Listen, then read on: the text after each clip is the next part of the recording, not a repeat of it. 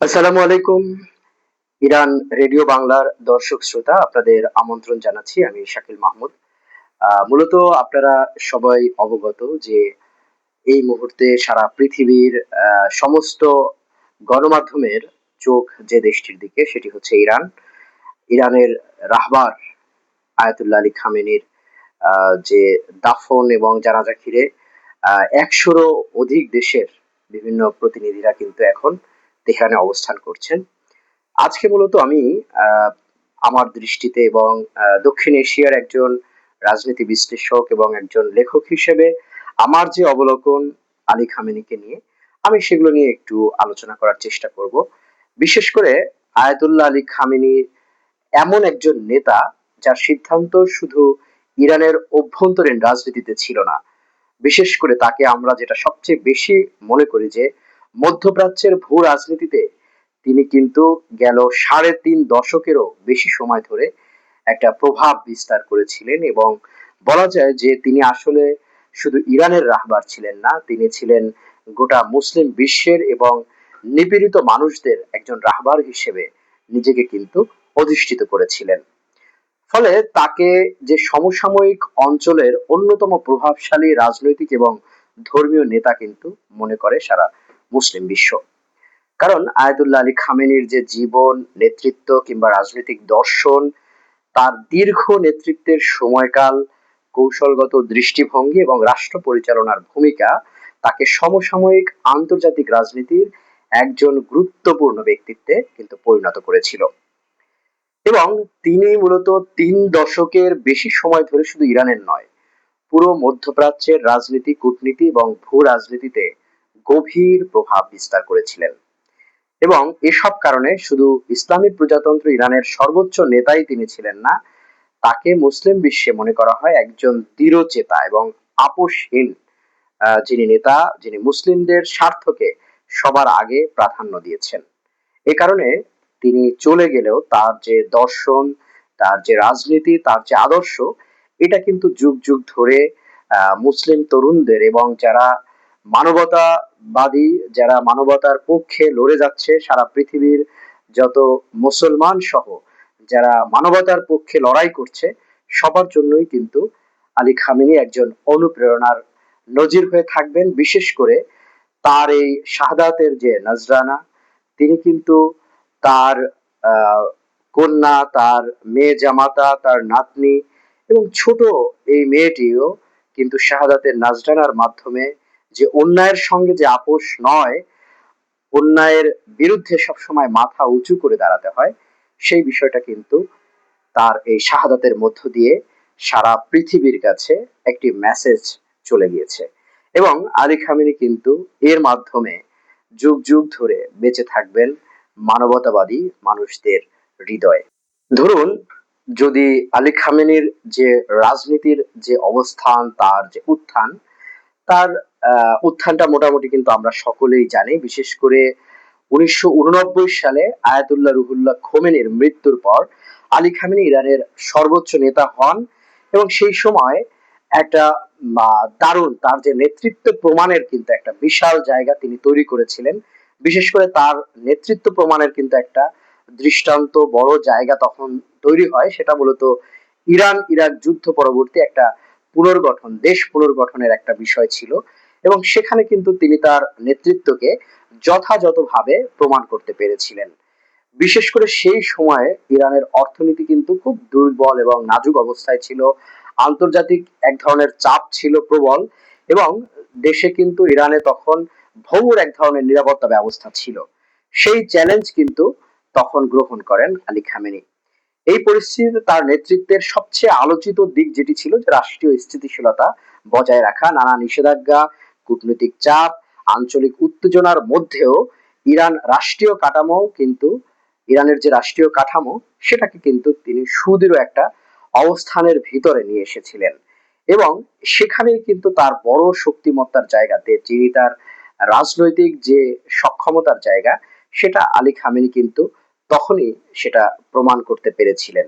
এবং সেই সব কারণেই কিন্তু ইরানের যে ইসলামী বিপ্লবের পরে কিন্তু ৩.৫ দশক কিন্তু তিনি ইরানকে পুনর্গঠন করেছেন, এবং যার কারণে আজকে কিন্তু ইরানের জনগণ, বিশেষ করে তার এই বিদায় লগ্নে তাকে যে রাষ্ট্রীয়ভাবে যে বিদায় জানানো হচ্ছে, এটা কিন্তু সারা পৃথিবীর সাম্প্রতিক ইতিহাসে বিরল একটা ঘটনা। এত লক্ষ লক্ষ মানুষ তার জানাজা ঘিরে এবং বিদায় আয়োজন ঘিরে আজকে ইরাক, ইরান যে আলোচনা চলছে এবং এই সব দেশে যে বিশাল কর্মযজ্ঞ চলছে, এটাই প্রমাণ করে যে আলী খামেনি একজন মুসলিম বিশ্বের, তিনি শুধু ইরানের নন, তিনি গোটা মুসলিম বিশ্বের একজন অবিসংবাদিত নেতা হিসেবে কিন্তু নিজেকে অধিষ্ঠিত করে গেছেন।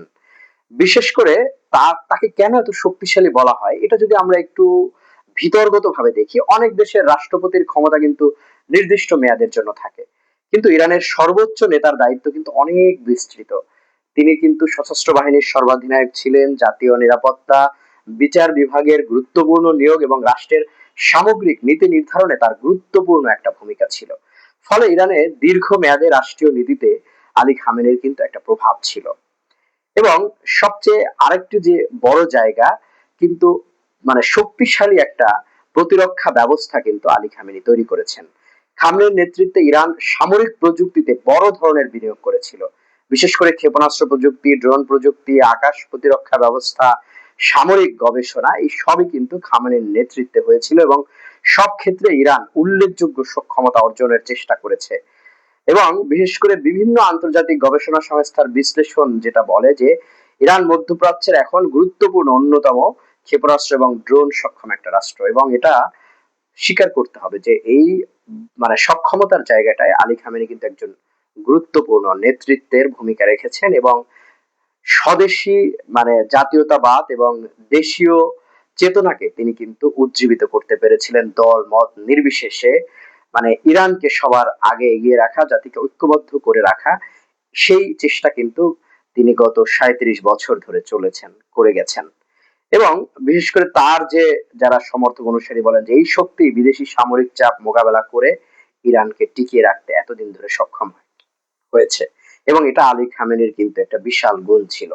খামেনির যে নেতৃত্ব গুণ এবং তার যে রাজনীতির একটা ধারা ছিল, সেটা যদি আমরা একটু ভিতরগতভাবে বিশ্লেষণের চেষ্টা করি, যে তার সবচেয়ে বড় যে শক্তি সেটা ছিল খামেনির দীর্ঘমেয়াদী কৌশলগত একটা পরিকল্পনা, তার নেতৃত্বের ভিতরে কিন্তু এখন আমরা খুঁজে পাই। বিশেষ করে যারা তার অনুসারী তারা বলে থাকেন যে তিনি তাৎক্ষণিক জনপ্রিয়তার যে ভবিষ্যতের রাষ্ট্রীয় সক্ষমতা গড়ে তোলার উপর বেশি গুরুত্ব দিয়েছেন, এবং সেটার কিন্তু সুফল এখন আমরা সারা পৃথিবী কিন্তু আমরা দেখতে পাচ্ছি। বিশেষ করে তার সময়ে ইরান জাতীয় নিরাপত্তা, সামরিক গবেষণা, বিজ্ঞান প্রযুক্তি এবং রাষ্ট্রীয় প্রতিষ্ঠানকে শক্তিশালী করার দিকে উল্লেখযোগ্য গুরুত্ব দিয়েছে। এবং তার যারা সমালোচক তারাও কিন্তু এটা স্বীকার করেন যে এই কেন্দ্রীয়কৃত যে ক্ষমতার কাঠামো, রাজনৈতিক প্রতিযোগিতা এবং মত প্রকাশের স্বাধীনতার উপর কিন্তু এক ধরনের প্রভাব ফেলেছিল তার এই দৃঢ়চেতা নেতৃত্বের কারণে। এবং তার এই নেতৃত্বকে মূল্যায়ন করতে গেলে কিন্তু এটাকে অবশ্যই স্বীকার করতে হবে যে তিনি ছিলেন আপোষহীন একজন নেতা। এবং তার আরেকটি যেটা তিনি সবচেয়ে রাজনীতির সময় তার সবচেয়ে বেশি গুরুত্ব দিয়েছেন যে ইরানকে তার সামরিক সক্ষমতা এগিয়ে রাখা, সেটা কিন্তু আমি প্রথমেই আমার আলোচনায় বলেছি যে ইরান তার এই যে ড্রোন এবং প্রতিরক্ষা খাতের এই যে ক্ষেপণাস্ত্র প্রযুক্তি, সেটা কিন্তু এই সাম্প্রতিক ইসরায়েল এবং যুক্তরাষ্ট্রের বিরুদ্ধে বড় ভূমিকা রেখেছে ইরানের এই যে প্রতিরোধ লড়াইয়ে। এবং বিশেষ করে এইসব সক্ষমতা ইরানকে বহিরাগত সামরিক চাপ এগুলো ঠেকানোর জন্য একটা বড় ভূমিকা রেখেছে। এবং তার এই যে ড্রোন প্রযুক্তি সেটা কিন্তু বারবার আন্তর্জাতিক যারা যুদ্ধ নীতি নিয়ে গবেষণা করেন তাদেরও কিন্তু ভাবিয়েছে যে এটা এত বিশাল সক্ষমতা কিভাবে ইরান অর্জন করলো, এবং সেখানেও কিন্তু ঘুরে ফিরে বারবার যে আলোচনাটা আসবে যে খামনির যে এক ধরনের নেতৃত্ব এবং সুপরামর্শ, কৌশলগত লিডারশিপের যে জায়গা, সেটা কিন্তু তার এই আমরা যেটা বলি যে সামরিক সক্ষমতার জায়গায় একটা গুরুত্বপূর্ণ প্রভাব ফেলেছে। এরপরে আরেকটা বিষয় যে খামেনির নেতৃত্বে বিজ্ঞান এবং প্রযুক্তির উপরে তিনি কিন্তু গেল ৩.৫ দশক সবচেয়ে বেশি গুরুত্ব দিয়েছেন। ইরানের কয়েক প্রজন্মের পর প্রজন্ম, বিশেষ করে তাদের শিক্ষা ব্যবস্থায় কিন্তু এটা একটা বড় প্রভাব ফেলেছে। এবং তিনি কিন্তু পারমাণবিক প্রযুক্তি, ন্যানো প্রযুক্তি, স্টেম সেল গবেষণা, চিকিৎসা বিজ্ঞান এবং মহাকাশ গবেষণার উপরে ইরানের রাষ্ট্রীয় বাজেটেও কিন্তু সবসময় একটা বিশাল সাপোর্ট করে গেছেন খামনেই। যার কারণে কিন্তু প্রজন্মের পর প্রজন্ম কিন্তু তাদের এই প্রযুক্তিগত জায়গায় তারা কিন্তু নানা নিষেধাজ্ঞার ভিতরও সেটা কিন্তু তারা তাদের সাফল্যর জায়গাটা তারা দেখিয়েছে। এবং যদিও ইরান নিজস্ব স্যাটেলাইট উৎক্ষেপণের সক্ষমতা অর্জন করেছে, এরপরে আরেকটা যেটা বিষয় দাঁড়ায় যে পারমাণবিক কর্মসূচি নিয়ে কিন্তু আন্তর্জাতিক বিরোধ এবং নিষেধাজ্ঞা বহু বছর ধরে চলে আসছে। এর মাঝেও যে আন্তর্জাতিক খামনের যে সুপরামর্শে আন্তর্জাতিক দুতিয়ালি কূটনীতিক জায়গাগুলো সেটা কিন্তু ইরান বারবার সেই জায়গাটাও এক ধরনের সাফল্য দেখিয়েছে। এবং এসব উদ্যোগ ইরানের আত্মনির্ভরশীলতা কিন্তু বৃদ্ধি করেছে, এটা স্বীকার করতেই হবে। আমরা যদি খামনেইর পররাষ্ট্রনীতি এবং আঞ্চলিক দেশগুলোর বিষয়ে তার যে নীতি সেটা নিয়ে যদি একটু আলোচনা করি, বিশেষ করে খামনেইর যে পররাষ্ট্রনীতির অন্যতম প্রধান বৈশিষ্ট্য ছিল যে স্বাধীন অবস্থান বজায় রাখার যে একটা চেষ্টা করা। তিনি দীর্ঘদিন ধরে যুক্তরাষ্ট্র এবং ইসরায়েলের বিভিন্ন নীতির সমালোচনা করে আসছেন এবং ফিলিস্তিনি জনগণের অধিকারের প্রতি প্রকাশ্যে কিন্তু তিনি সবসময় তাদের স্ট্যান্ড নিয়েছেন। এবং এই যে সমর্থন সেটা কিন্তু ফিলিস্তিনি যারা প্রতিরোধ যোদ্ধা, বিশেষ করে হামাস, ইসলামিক জিহাদ, অন্যান্য যারা গোষ্ঠী রয়েছেন, যারা ফিলিস্তিনি স্বাধীনতাকামী গোষ্ঠী আছেন, তাদেরকে কিন্তু বারবার উজ্জীবিত করেছে খামনের এই ধরনের সমর্থন। এবং তিনি কিন্তু ফিলিস্তিন প্রশ্নে সবসময় নিপীড়িতদের পক্ষে ছিলেন। একই সঙ্গে যদি আমরা তার ইরানের প্রতিবেশী দেশগুলোর কথা চিন্তা করি, বিশেষ করে লেবাননের হিজবুল্লাহ, সিরিয়ার সরকার এবং অঞ্চলের বিভিন্ন মিত্র গোষ্ঠীর প্রতি ইরানের সমর্থনও তার নীতির একটি বড় অংশ বলে মনে হয়। এবং ইরানে যারা খামনেইর সমর্থক তারা কিন্তু বলে যান যে ইরান মধ্যপ্রাচ্যে একটি গুরুত্বপূর্ণ আঞ্চলিক শক্তিতে পরিণত হয়েছে এবং এটা সম্ভব হয়েছে খামনেইর এই দৃঢ়চেতা বলিষ্ঠ নেতৃত্বের কারণে। এবং তিনি যে এই ইরানকে ঘিরে বিশেষ করে শিয়া যারা অনুসারী রয়েছেন মধ্যপ্রাচ্যের বিভিন্ন দেশে, ইরাক, লেবানন, তারপরে প্রতিবেশী আমাদের যেসব রাষ্ট্র রয়েছে ইরানের আশপাশে, প্রতিটা দেশেই কিন্তু সিরিয়ার শিয়াদেরকে তিনি সহায়তা করেছেন, ইরাকের শিয়াদেরকে সহায়তা করেছেন, লেবাননের শিয়াদেরকে তিনি সহায়তা করেছেন। এবং ইয়েমেনের যে হুতি গোষ্ঠী তারা কিন্তু এই যখন ইরান এবং ইসরায়েল যুক্তরাষ্ট্র যে যুদ্ধ চললো সেই সময়টা কিন্তু হুতিরা বারবার ইরানের পাশে এসে দাঁড়িয়েছে। এতে করেই বোঝা যায় যে তিনি মধ্যপ্রাচ্য জুড়ে যে এক ধরনের প্রতিরোধ লড়াই সাম্রাজ্যবাদের বিরুদ্ধে, বিশেষ করে মার্কিন এবং ইঙ্গো মার্কিন আমরা যে পরিকল্পনার কথা বলে আসছি গেল 2 দশক ধরে চলে আসছে মধ্যপ্রাচ্য ঘিরে, যে ইসরায়েলের এক ধরনের পরিকল্পনা ছিল যে মধ্যপ্রাচ্য ঘিরে যারা গ্রেটার ইসরায়েল রাষ্ট্র তৈরি করবে, সেই জায়গায় কিন্তু সেই তাদের যে কূট কৌশল সেটাকে নস্যাৎ করে দেওয়ার জন্য কিন্তু এক ধরনের কৌশলগত পররাষ্ট্রনীতি ছিল আমাদের ইমাম খামনেইর, এবং সেটা কিন্তু তিনি বারবার সফল করেছেন। এবং আমরা জানি যে কাসেম সুলাইমানির কিন্তু একজন ঘনিষ্ঠ নেতৃত্ব ছিল ইমাম খামেনির, এবং সেই কাসেম সুলাইমানিকেও কিন্তু যুক্তরাষ্ট্র হত্যা করেছে, যেভাবে চলতি বছরের 28 ফেব্রুয়ারি ভয়াবহভাবে নৃশংস ইতিহাসের ঘৃণ্য হামলা চালিয়ে আহ শহীদ করা হয়েছে ইরানের এই রাহবারকে।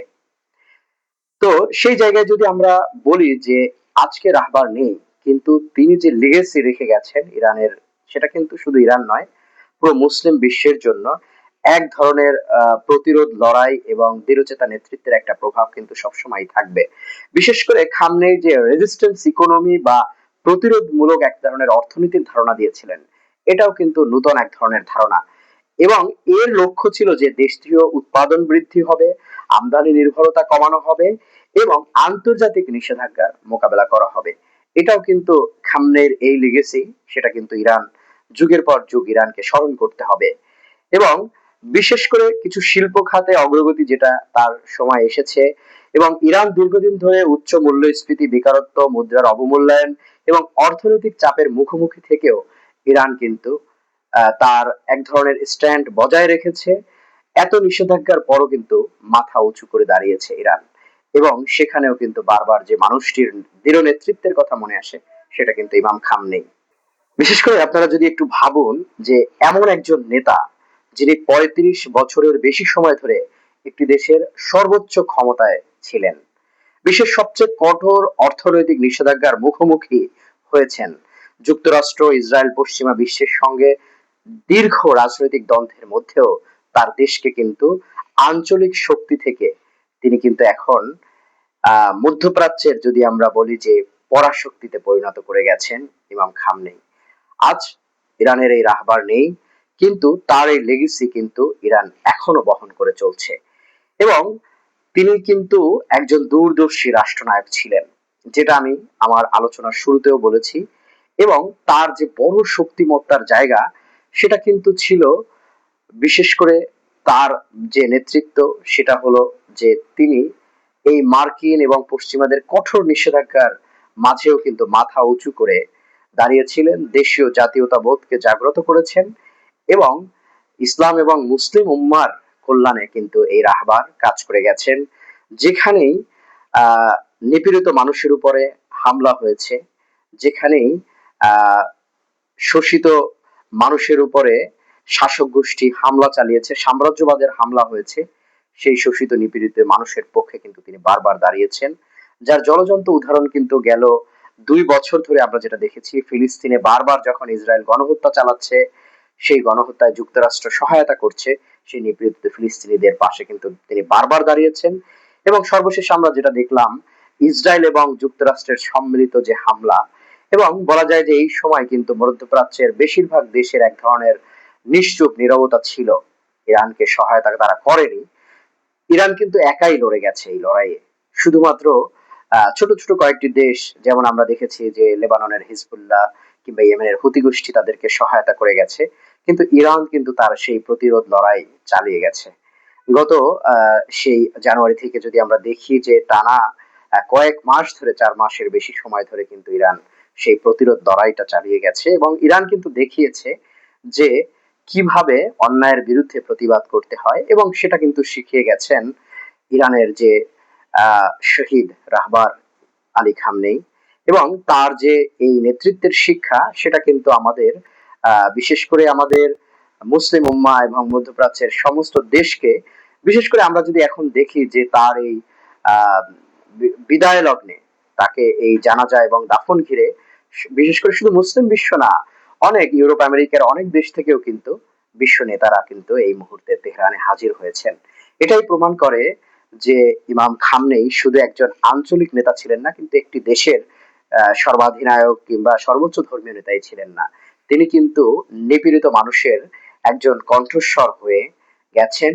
এবং তার এই যে নেতৃত্বের শিক্ষা এবং তার যে দেশ ভাবনা, এটা কিন্তু যুগের পর যুগ বহু স্বাধীনতাকামী মানুষকে, এবং যারা রেজিস্ট্যান্স নিয়ে দাঁড়িয়ে থাকতে চায়, যারা প্রতিরোধ লড়াই চালিয়ে যেতে চায়, সেই সব মানুষদের জন্য কিন্তু ইমাম খামনি বড় শিক্ষার জায়গা হয়ে গেছেন।